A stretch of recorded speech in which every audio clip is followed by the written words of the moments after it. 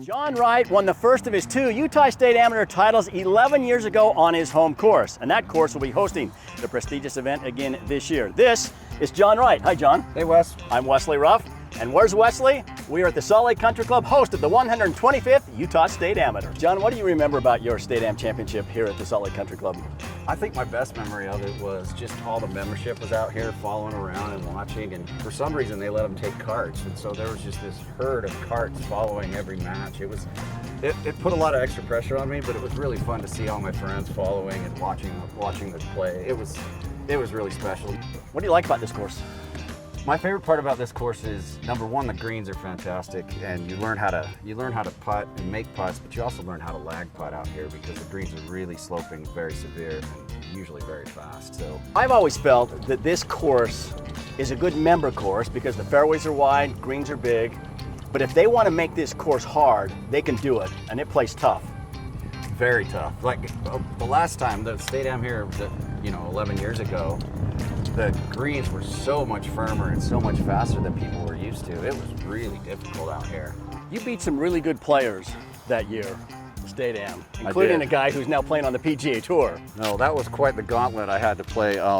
You're talking about Zach Blair, Yeah. which was my semifinal match, and I'd probably play him 10 times and lose 9, but that one I beat him, and it was sure fun. I played extremely well that day, and Zach wasn't quite as sharp as he normally is, so I was able to escape that one. That was a tough match, and in the quarterfinals in the morning prior to that match, I played his teammate Mike Jersa, who was also a great player at the time, and it was I remember looking at my draw going, come on. But I had a lot of support, which was really fun, and I was playing well.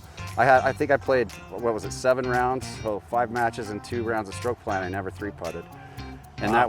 that was big here. That was really big here. And then the course knowledge really helped too. So I was very comfortable, and that makes all the difference in golf if you're comfortable. You said you didn't 3-putt it all that week. What else was good about your game? I drove the ball extremely well. I think that's a real key out here. Now, I'm not sure how deep they're going to make the rough. We can see your lie here. It's not too bad in the rough, but yeah, because I'm always in the rough. they're going to make the rough penal. It's going to be tougher than this right here, but if you drive the ball well out here, and I'm under no impression that a lot of these young guys are going to hit a lot of drivers, because they're not. I think, I won the State Am in 2012, and then I watched some of the play in 2016 for the Pac-12 championships, and I was astounded by the number of irons these guys hit off the tees, because they hit them so far that they don't need to take a driver and risk hitting it in the rough. And so that to me is going to be really interesting with some of these younger players that hit it so far. They're going to take out a lot of irons and keep it in the fairways, because with the severity of these greens, if you're not in control of your ball coming into the approach, you're going to hit it in some bad spots, and there's some spots you can't make par from. If you don't hit irons, but in match play, you can. There's a huge advantage, a lot of strategy, like you can bomb it. Yeah. And you'll see some of that next at the State Am, right? Well, and if I were to advise some of these players, I would tell them, once you get to match play, go ahead and do that, because you can really, like I play with Blake Tomlinson sometimes and some other really good players out here, and here we are 80 yards from the green on number 1, and they can easily drive it to here from the back tees. And because it took me 2, and 3. And that's a real big advantage when you're coming in with a sand wedge, and I would like to see more of it. I thought the Pac-12 guys were a little tentative. Now the rough was really deep. I'd like to see guys take advantage of that length and bomb it up here and really make this golf course short, because it can play really short if you're driving it well.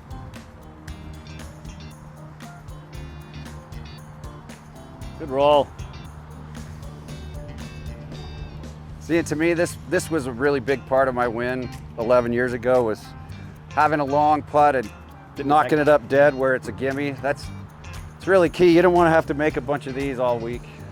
Should we play the toughest hole in the course, number 2? This hole will play the hardest to par during the event. This is a really difficult par 3. This can play 235, 238 with sometimes a little wind into you, And those bunkers are tough. And when they put it in the back right or back left, you're just trying to get here, make a 3 and get out of here.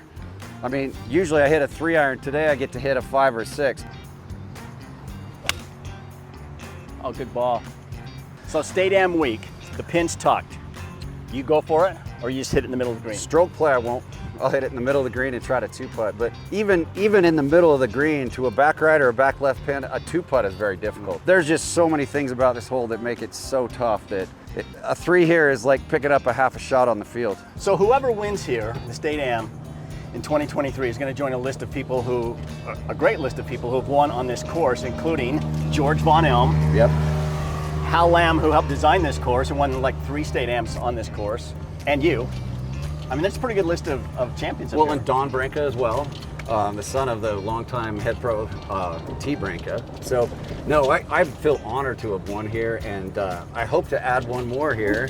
But if not me, then I really hope one of our members can successfully defend the course, because it's such a special place. We love it, and whoever wins here is going to be.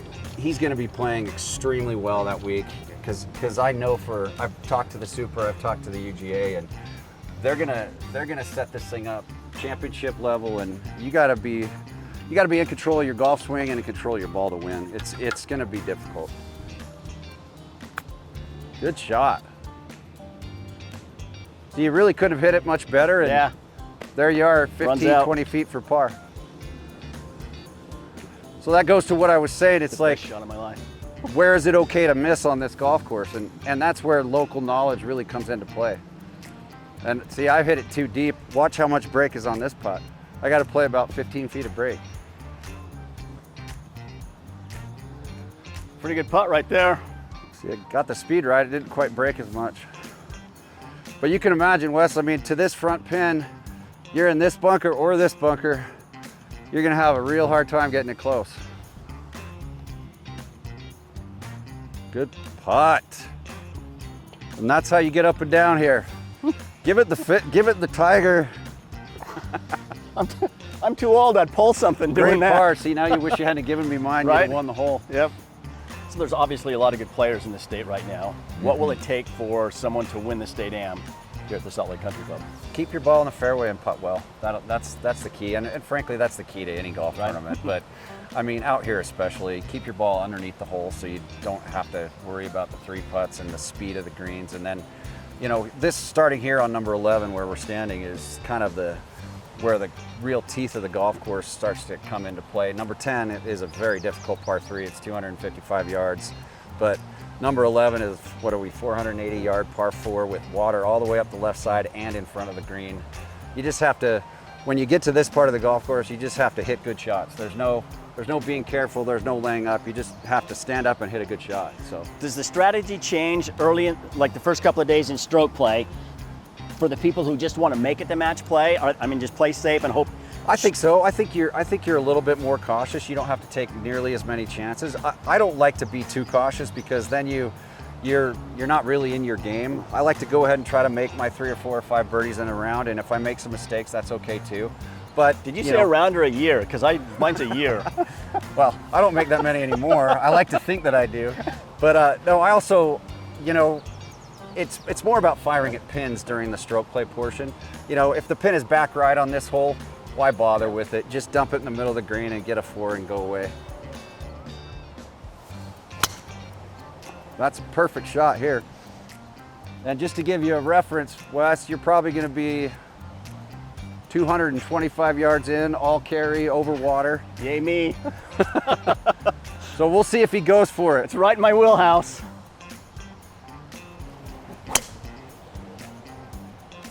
That is too far left, but I think I hit it hard enough that it carried, but we're going to find out here. Just as a reference, so 11 years, so when I won I was 42, now I'm almost 53.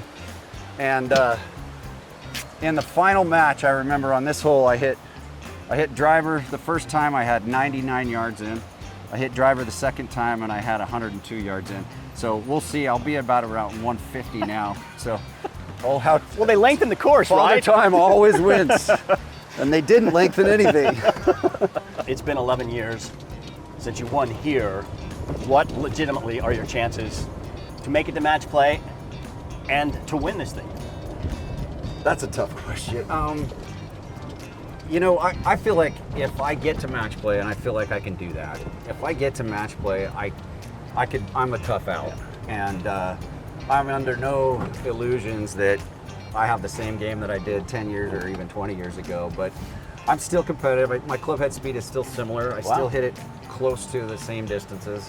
I joke about that tee shot, but I can get it close to where I was, and I could stay in the same time zone as some of these kids. Now, granted, they're all gonna hit it past me, but I can be within 10 or 15 yards. So with my course knowledge and my experience and having won it before, I can make a run. Yeah. And if I get hot with the putter and win a couple of matches, then who knows? Maybe the old competitive fire will come back. It's never gone, but I try to be realistic too. I mean, there are some really, really good players in this state, and they're getting younger and younger. It's going to be tough to win, and whoever wins is going to be playing extremely well.